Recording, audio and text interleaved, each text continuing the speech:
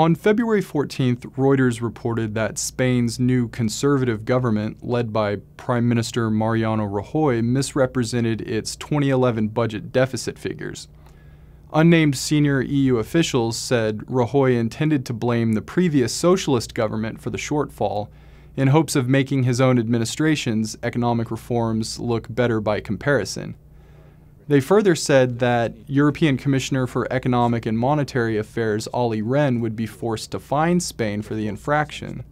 However, Rehn would likely suffer from a credibility problem if it came to this point. First of all, falsifying economic statistics is an old problem in the EU. Expecting Europe's industrialized north and much more agrarian south to share a single monetary policy was always going to be a stretch.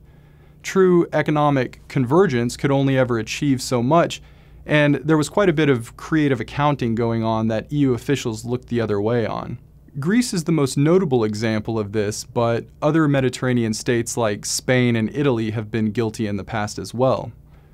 Ultimately, a collective decision was made to overlook these problems. On top of this, Brussels has been unwilling or unable to effectively punish countries that are in breach of their commitments to the EU.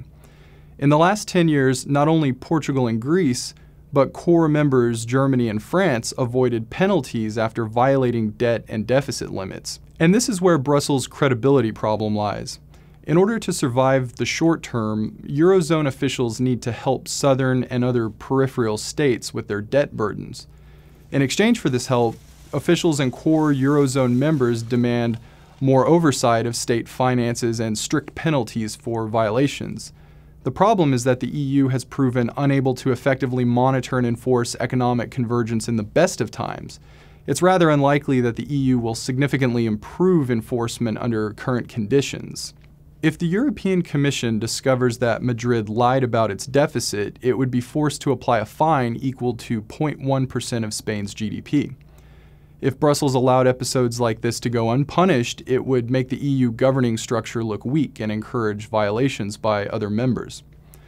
The problem is that, with a new government and dire economic conditions, Spain is hardly in a position to endure more punishment than markets have already dished out. So while Brussels needs its credibility intact to effectively deal with the rest of the Eurozone, it can't jeopardize Spain's fragile economy.